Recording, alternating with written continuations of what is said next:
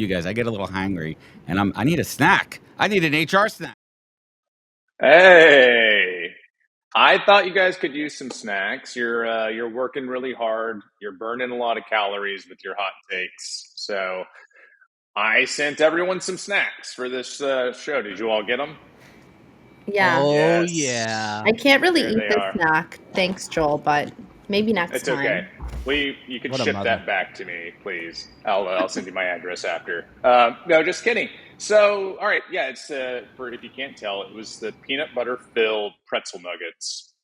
These I don't know about y'all's experience, but these were absolute fixtures in the offices that I've worked in throughout my career. And it's usually like, the 5 pound tub that you get at like, Sam's or Costco that's sitting in the break room or sitting in the kitchen.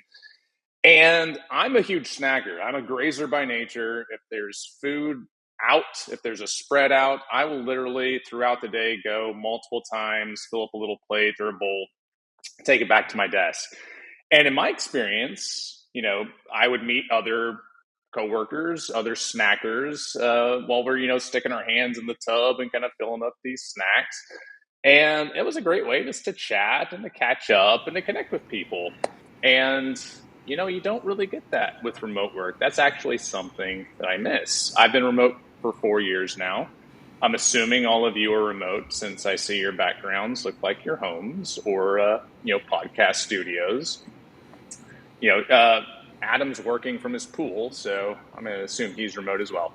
No, but so the topic that I want to get into and that I think is relevant to bring up is remote work is great. There's so many positive benefits, and I love it. But is the dark side of remote work that it's making everyone more lonely? So let me just read a couple stats, and then we could dive into discussions. I'd love to hear everyone's experience and takes on this as well. All right, so the number of U.S. adults who call themselves lonely has climbed up to 58%, right? And that's up from 46% in 2018. 69% of employees report they are unsatisfied with social connections at work, which is a BetterUp survey. And more than 40% of fully remote workers said they go days without leaving the house. That one's a little shocking to me. And, even the Surgeon General spoke about this, a couple of years ago. He said that Americans are experiencing a loneliness epidemic, not all tied to remote work, I will say, because this has been bubbling up for decades now.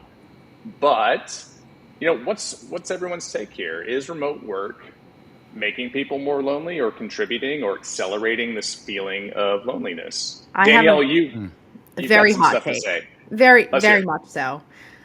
I think this question of, is remote work making us lonely?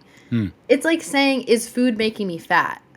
Which in Adam's case, yes, it is. What? But, Oh, blasted. but you know what? Food isn't the Shots enemy, fired. right, Adam? Food's not the enemy. We have healthy eating habits. No, it's here. TikTok's the enemy. TikTok's the enemy. No, it's actually it's a matter of the type of food we're eating, how and what time of day we're eating at. How are we eating it? Slow? Yeah. Are we chewing? Are we like inhaling our food? Are we eating with other people? Like it's just like food isn't the enemy, remote work isn't the enemy either. Everyone has a different way of working for them, a type of work environment that they thrive in, people that they thrive working with. And plus, most organizations, unless they're born remote, weren't built with remote first or remote friendly systems and practices. So it's totally an undertaking that requires transformation into it, right? And it also begs the question, by the way, Joel, how are we defining remote work?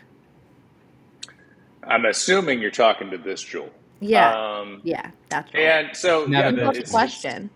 it's between Like, is both. it remote first? Is it remote? Is it is it hybrid? Is it like remote only? Like remote is so broad.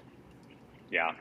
The polls were referring to remote and hybrid work environments.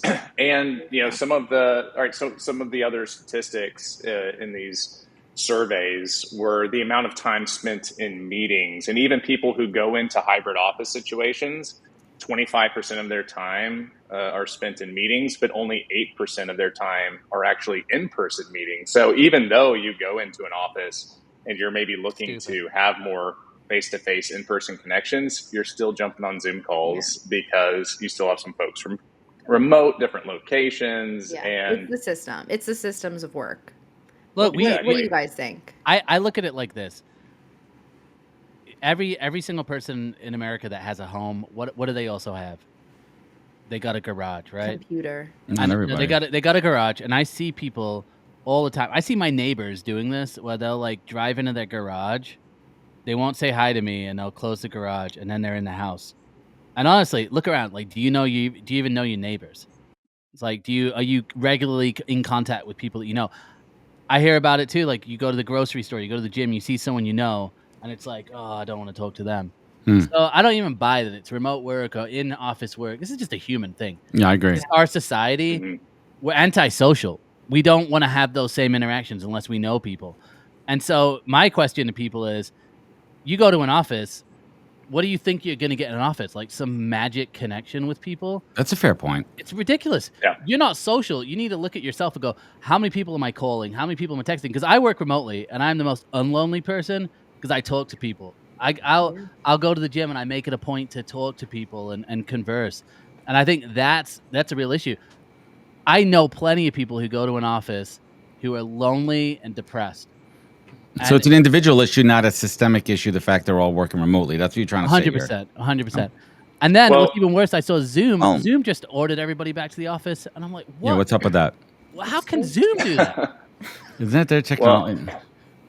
Let me ask this. Is this aligned with this kind of fundamental shift that's happening anyways between the relationship of workers in the workplace or employees and employers, where people were spending, 40 to 80 hours a week in an office. That's where you made connections. That's where you made friends. And now that that's shifting, you're finding connections elsewhere, whether that be with your personal friends, professional communities, or whatnot. And I think we hit the nail on the head, too. We just have to be mindful and not let technology take over the art of human interaction. And there's going to be people who are introverted, extroverted, and you just have to find your own ways to connect. Joel, I want to thank you so much for this. Give us a little teaser.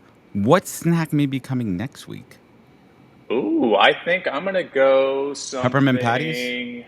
Something sweet next week. You got savory this week, so maybe something roasted chocolatey. Macadamia nuts. Ooh, I like chocolate. Me too. All right, cool. I think some chocolate. Yeah. Joel, HR Snacks, guys, thank you so much for joining us. We love the snacks. We love the deep dive conversation, but let's keep this moving.